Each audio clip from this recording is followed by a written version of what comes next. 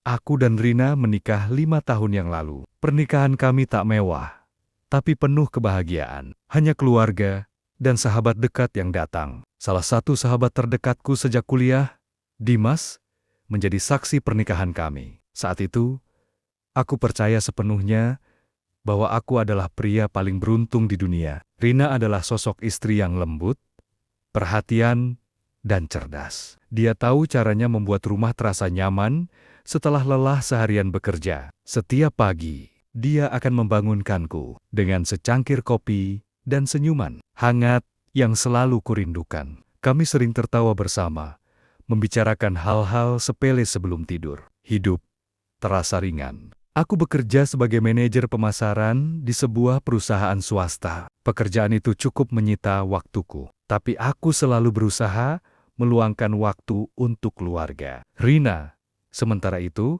memilih untuk bekerja dari rumah sebagai desainer grafis freelance. Dia selalu bilang, "Aku ingin tetap ada di rumah saat kamu pulang." Dimas sering mampir ke rumah. Kadang sekadar numpang ngopi, kadang main PlayStation di ruang tamu. Aku tidak pernah keberatan. Kami sudah seperti saudara. Rina pun tampak akrab dengannya. Aku sempat merasa bersyukur karena istriku dan sahabatku bisa dekat satu sama lain. Waktu itu, aku tidak tahu bahwa senyuman yang kulihat setiap pagi akan berubah menjadi luka terdalam dalam hidupku. Semua terasa baik-baik saja, setidaknya itu yang ingin ku percaya. Tapi perlahan, ada hal-hal kecil yang mulai berubah.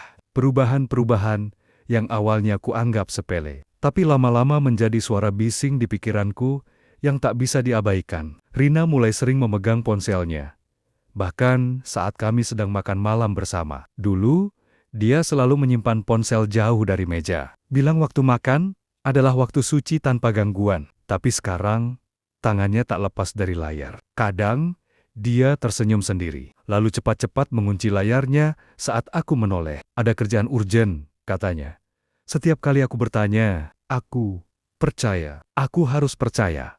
Karena kalau tidak, segalanya akan runtuh. Dimas juga mulai sering datang tanpa kabar. Kalau dulu, dia akan chat dulu sebelum mampir. Sekarang dia datang begitu saja, seolah rumahku rumahnya. Anehnya, tiap kali aku sedang sibuk atau harus lembur, dia seperti tahu dan muncul. Kadang bahkan lebih dulu dari aku pulang. Suatu malam, aku pulang lebih awal dari biasanya karena meeting dibatalkan. Saat membuka pintu, aku mendengar tawa dari ruang tamu. Suara Rina dan Dimas, mereka duduk agak dekat di sofa, nonton sesuatu di laptop. Rina langsung bangkit berdiri begitu melihatku. Sedikit kaget, "Sayang, kamu pulang cepat?" katanya. Suaranya sedikit gugup. "Iya, meeting batal," jawabku pelan sambil menatap Dimas yang terlihat agak canggung. Aku tidak mengatakan apa-apa malam itu, tapi sejak kejadian itu, ada sesuatu dalam diriku yang tidak tenang. Perasaan aneh itu tumbuh. Meski aku berusaha membungkamnya, aku mulai memperhatikan lebih banyak hal. Wajah Rina yang sering terlihat resah, Dimas yang makin jarang menatap mataku saat bicara. Instingku mulai berteriak, tapi aku masih ragu. Aku masih mencoba membenarkan semuanya di kepala. Mungkin cuma aku yang terlalu sensitif. Mungkin aku terlalu lelah dan mulai berpikir yang tidak-tidak. Tapi entah kenapa, di dalam hati, aku tahu badai sedang menuju ke arahku, dan aku belum siap menghadapinya. Dimas adalah orang terakhir yang kupikir akan menusukku dari belakang. Kami sudah berteman lebih dari 10 tahun. Mulai dari jadi partner tugas kuliah, nongkrong bareng, sampai saling curhat urusan hidup. Dia ada waktu aku jatuh, waktu aku bangkit, bahkan waktu aku mutusin buat nikah. Aku ingat jelas waktu dia bilang, "Lu orang paling beruntung, bro." Rina itu paket lengkap. Waktu itu, aku cuma ketawa. Tapi sekarang, kalimat itu terasa seperti ironi kejam. Rasa curigaku makin besar. Dan aku mulai membuka mata lebih lebar. Aku perhatikan lebih detail jam-jam mereka aktif. Caranya Rina menyebut nama Dimas. Atau bagaimana Dimas tiba-tiba punya alasan untuk mampir saat aku nggak ada. Sesuatu tidak beres, dan aku tahu aku harus mencari tahu. Satu malam, saat Rina sudah tidur, aku membuka laptopnya. Jantungku berdetak cepat. Rasanya seperti melangkah ke tempat yang seharusnya tak kumasuki. Tapi aku butuh kebenaran meski itu menyakitkan. Inbox emailnya tampak bersih. Chat WhatsApp pun tak ada yang mencurigakan. Tapi kemudian aku lihat satu aplikasi yang belum pernah dia pakai sebelumnya. Telegram. Butuh waktu untuk menebak PIN-nya. Tapi aku tahu tanggal ulang tahun Dimas. Dan entah kenapa aku mencoba itu. Dan berhasil. Pesan pertama yang kulihat membuat napasku tercekat. Aku masih kepikiran ciuman kita waktu itu. Kamu harus hati-hati. Nanti dia curiga. Aku pengen ketemu kamu. Tanpa harus sembunyi terus. Jari-jariku gemetar. Aku scroll ke atas. Berharap itu cuma mimpi buruk. Tapi makin aku baca, makin hancur perasaanku. Obrolan mereka sudah berjalan lama. Mereka bukan sekadar selingkuh. Mereka menjalin hubungan. Aku tutup laptop pelan. Berusaha menenangkan diri. Tapi di dalam dadaku, ada amarah yang mendidih. Bukan cuma karena istriku berkhianat, tapi karena pengkhianatan itu datang dari seseorang yang kupanggil sahabat. Malam itu aku tak bisa tidur. Aku hanya menatap langit-langit kamar, mendengar napas Rina yang tenang di sebelahku. Napas yang sudah tak lagi terasa seperti milik seseorang yang bisa kupercaya. Aku tahu, aku tidak bisa diam, tapi aku juga tidak bisa gegabah. Mereka harus merasakan apa yang aku rasakan, dan aku akan pastikan itu terjadi. Setelah malam itu, aku berubah. Tidak lagi suami yang pulang dengan senyuman. Tidak lagi teman yang menyambut hangat. Aku menjadi pengamat dalam rumahku sendiri diam. Tenang, tapi memperhatikan setiap detil. Rina tidak sadar. Dia masih bermain peran sebagai istri setia. Masih menyapaku dengan pelukan. Masih menyiapkan makan malam. Masih bertanya, "Hari ini capek banget ya?" Seolah tidak ada dosa yang ia sembunyikan di balik senyumnya. Dimas juga masih berkunjung.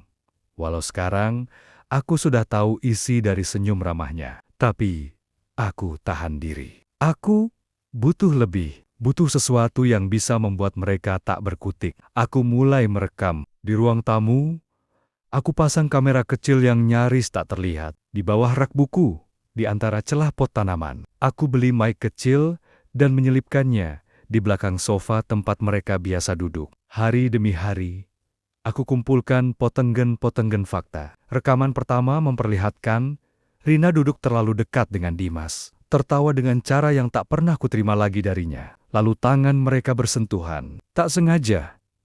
Lalu tak sengaja lagi, sampai jadi kebiasaan. Rekaman suara mereka lebih menusuk. Aku capek pura-pura, Mas. Sabar. Dikit lagi. Gue yakin dia nggak akan curiga. Dia percaya banget sama kita. Kita harus cari waktu buat pergi berdua. Jauh dari sini. Ada tawa, ada bisikan, ada desahan. Aku simpan semuanya dalam satu folder. Namanya Kebenaran. Satu hari, aku mengikuti mereka diam-diam. Dimas menjemput Rina siang hari dengan mobilnya. Katanya mau ke toko bahan bangunan. Tapi aku tahu toko mana yang mereka tuju dan itu bukan toko bangunan. Aku parkir agak jauh, duduk di mobil, dan menatap mereka masuk ke sebuah hotel kecil. Mereka tidak tahu aku memotret setiap langkah mereka. Tidak tahu aku menyimpan waktu, lokasi, bahkan nomor kamar mereka. Hari itu, aku tidak marah. Anehnya, aku tenang. Seolah setelah melihat semuanya dengan mata kepala sendiri, aku tidak lagi ragu. Aku pulang, mandi, lalu duduk sendiri di ruang makan. Aku tersenyum kecil, karena sekarang, aku punya semua yang kubutuhkan. Dan sebentar lagi, semua topeng itu akan kutarik di hadapan orang-orang yang selama ini mereka tipu. Setiap malam, terasa lebih dingin, walau selimut menutupi tubuhku. Setiap senyuman Rina terasa seperti duri yang ditancapkan perlahan ke dadaku. Dan setiap detik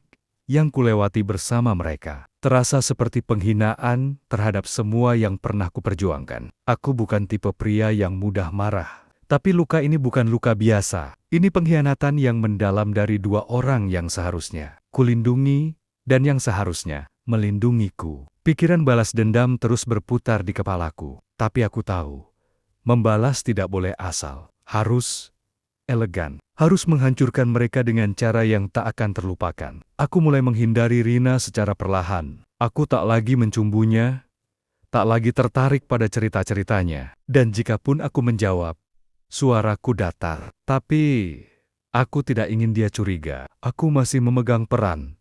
Karena permainan ini belum selesai. Satu malam, aku menatap wajahnya saat dia tertidur. Dan aku menangis. Bukan karena aku masih mencintainya, tapi karena aku tak percaya. Cinta sekuat ini bisa dikalahkan oleh nafsu sesaat dan kebohongan. Di satu sisi, aku masih ingat kenangan-kenangan indah kami. Tapi di sisi lain, suara-suara dalam rekaman itu terus mengiang. Kata-kata manis yang dulu hanya untukku, kini keluar dari bibirnya untuk pria lain, sahabatku sendiri. Rasa sakit itu bercampur dengan kemarahan. Tapi aku tidak bisa marah dengan teriakan. Aku ingin mereka merasakan hancurnya hati ini. Di depan orang-orang yang mereka hormati. Di depan keluarga. Aku mulai merencanakan waktunya. Sebuah pertemuan keluarga. Alasannya sederhana.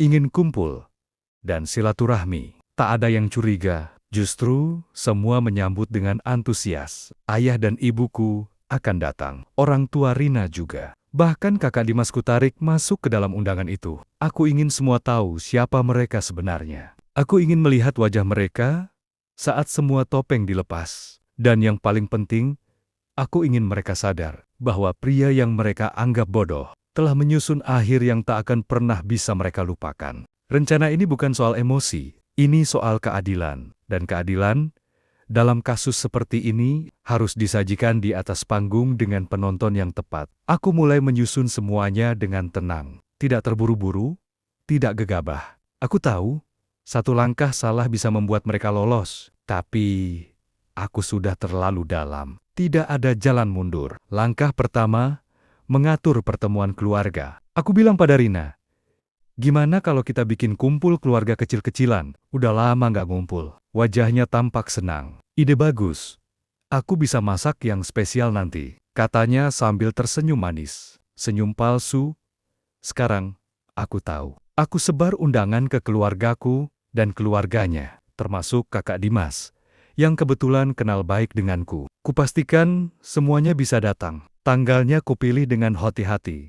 Hari Minggu, 2 minggu dari sekarang. Cukup waktu buat mempersiapkan semuanya. Langkah kedua, merapikan semua bukti. Folder kebenaran kubah jadi presentasi. Aku buat slide demi slide rekaman suara. Foto saat mereka di hotel, tangkapan layar percakapan telegram, bahkan video singkat dari kamera tersembunyi di ruang tamu. Setiap potongan kutata, seperti teka-teki yang akan membentuk gambaran utuh. Aku simpan semuanya di flash disk. Lalu aku gandakan kedua tempat berbeda jaga-jaga kalau ada yang hilang. Aku juga upload ke Google Drive.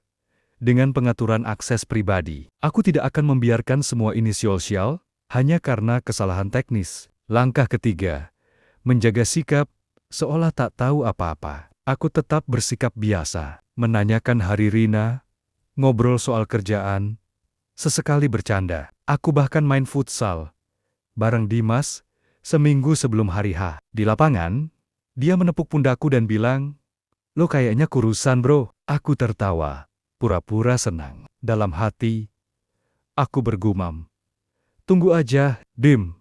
Lo bakal keringetan lebih parah sebentar lagi." Semua sudah diatur. Tempatnya, di rumah. Waktunya, jam makan siang. Aku siapkan proyektor dan layar kecil di ruang tengah, dengan dalih, mau tayangin dokumentasi. Keluarga, tidak ada yang curiga, tidak ada yang tahu. Pesta kecil ini akan berubah menjadi pertunjukan paling memalukan dalam hidup mereka. Dan saat semua berkumpul, makan dengan tenang, tersenyum, saling sapa, aku akan berdiri, mengambil remote proyektor, dan menekan tombol play. Hari itu akhirnya datang. Matahari bersinar terik sejak pagi. Seolah langit pun tak tahu apa yang akan terjadi siang nanti. Rumah kami sudah dihias sederhana, beberapa bunga di meja makan, makanan tersaji lengkap, dan aroma masakan Rina memenuhi seluruh ruangan. Rina tampak sibuk sejak pagi. Ia mengenakan dress favoritnya, riasan tipis, dan senyuman yang membuatnya tampak seperti istri sempurna. Dia tak tahu, hari ini bukan pesta keluarga. Hari ini adalah pengadilan. Satu persatu, tamu mulai datang. Orang tuaku, kakakku, sepapiu-sepapiu yang jarang kutemui. Lalu keluarga Rina, ayah, ibu, dan adik perempuannya. Mereka semua datang dengan wajah cerah, mengira ini adalah acara silaturahmi seperti biasa. Lalu, Dimas muncul. Seolah tak ada dosa, ia menyapa semua orang, menyalami ayahku, memeluk ibuku. Ia bahkan memuji masakan Rina seperti biasa. "Wah, ayam kecapnya makin mantap, Rin," katanya sambil tertawa. Aku hanya tersenyum. "Nikmati aja, Mas." Jam menunjukkan jam 12:45 saat semua orang sudah duduk, menikmati makanan, dan bercakap hangat. Aku menunggu momen yang tepat. Dan ketika percakapan mulai melambat, aku berdiri. "Maaf semuanya," ucapku sambil menarik perhatian. "Sebelum makan siang lanjut, aku pengen nunjukin sesuatu." Katanya sih, dokumentasi keluarga. Tapi ini agak spesial. Rina menatapku sambil tersenyum. "Wah, kamu prepare kejutan ya?" Aku membalas, "Iya, kejutan." Semua mata mengarah ke layar kecil yang sudah kupasang sejak pagi. Lampu kuturunkan sedikit, lalu kuambil remote dan menekan tombol play. Layar menyala. Slide pertama muncul. Kebenaran yang selama ini disembunyikan. Beberapa orang mulai saling pandang. Rina tampak bingung. Dimas sedikit mengernyit. Lalu slide kedua muncul. Foto Dimas dan Rina di dalam mobil. Lalu di hotel. Lalu potongan chat. "Aku masih kepikiran ciuman kita kemarin. Kamu harus lebih hati-hati." Dia mulai curiga. Ruangan langsung hening. Slide berikutnya. Rekaman suara. "Kita harus cari waktu buat pergi bareng. Gue udah gak tahan lihat lo sama dia tiap hari." Semua suara jelas. Tak bisa dibantah. Ayah Rina langsung duduk tegak. Wajahnya memucat. Ibuku menoleh ke arahku dengan mata berlinang. Dimas menggigit bibir. Sementara Rina, wajahnya kehilangan warna. Matanya menatap layar.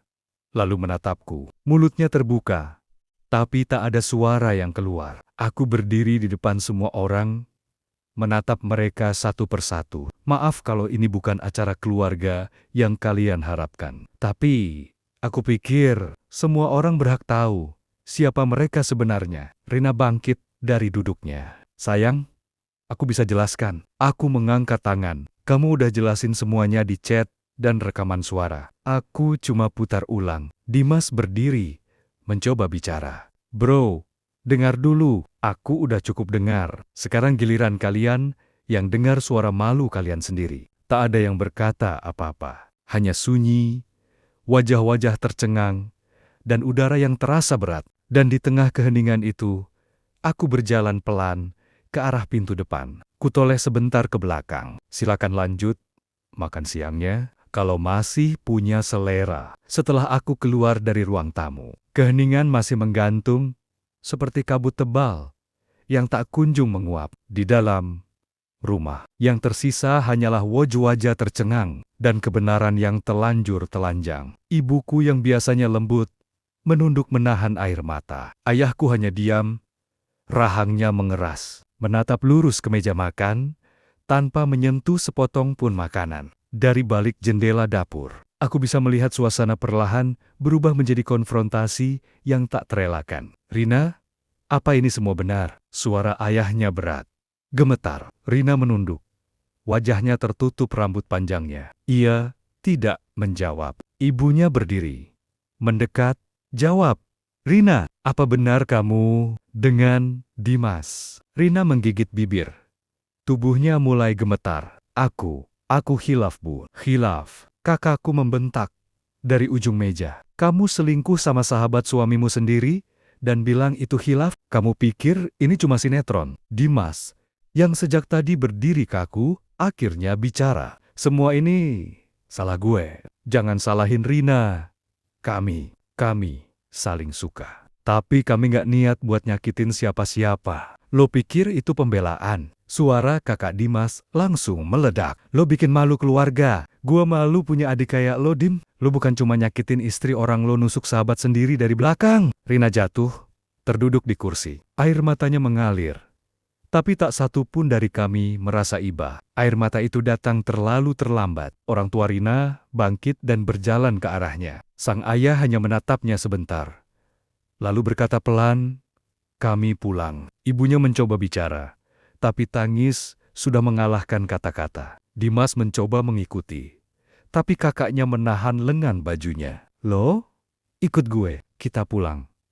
Sekarang, tak lama, rumah itu kosong. Hanya tersisa aku, orang tuaku, dan meja makan yang masih penuh hidangan. Tapi tak ada satupun yang menyentuhnya. Suasana begitu hening, hingga suara sendok jatuh pun bisa terdengar seperti teriakan. Ibuku akhirnya bersuara, pelan, namun penuh beban. "Kenapa kamu nggak cerita dari awal, Nak?" Aku menarik napas. Karena aku harus pastikan. Karena aku tahu, sekali aku buka semuanya, gak akan ada jalan balik. Ayahku menepuk bahuku. "Kamu udah ambil langkah yang benar.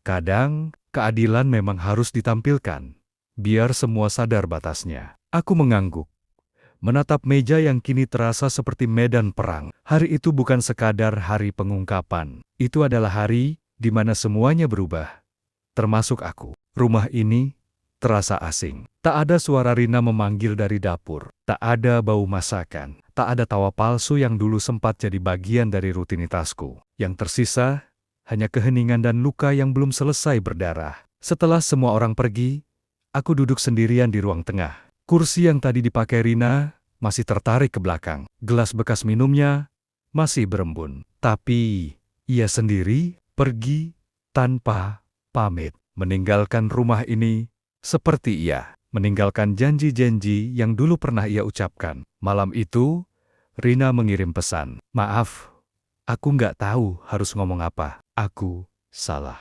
Semua ini salahku." Aku membaca pesannya tanpa emosi. Lalu aku balas, singkat, "Ya, dan sekarang kamu harus tanggung semua akibatnya." Setelah itu, aku blokir nomornya. Dimas tak pernah menghubungiku. Mungkin dia sadar, tak ada kalimat apapun yang bisa memperbaiki apa yang telah dia hancurkan. Dari kabar yang kudengar lewat temanku, ia bahkan diusir dari rumah oleh kakaknya. Dimas kehilangan lebih dari sekadar reputasi. Ia kehilangan semua kepercayaan. Hari-hari setelahnya, aku mulai menata hidup. Kupindahkan semua foto pernikahan dari dinding. Kubuang baju-baju yang mengingatkanku pada masa lalu bersamanya. Dan yang paling penting, aku mengurus proses perceraian. Rina sempat meminta bertemu. Katanya ingin menjelaskan. Tapi, untuk apa? Semua yang perlu kudengar sudah kudengar dari mulutnya sendiri melalui rekaman, bisikan, dan tawa yang bukan untukku. Aku menolak. Dan kali ini, aku benar-benar tidak goyah. Yang paling menyakitkan dari pengkhianatan bukan hanya kehilangan orang yang kita cintai, tapi menyadari bahwa mereka tak pernah benar-benar jujur, bahkan ketika mereka bersumpah tak akan menyakiti. Namun, di tengah luka, ada pelajaran bahwa kepercayaan adalah sesuatu yang mahal, dan jika dirusak, tak semua bisa diperbaiki. Aku mulai menata ulang hidupku, pelan-pelan, dengan dukungan orang tuaku, teman-teman sejati yang masih tersisa, dan diriku sendiri yang akhirnya bisa berdiri tegak lagi, meski tertatih.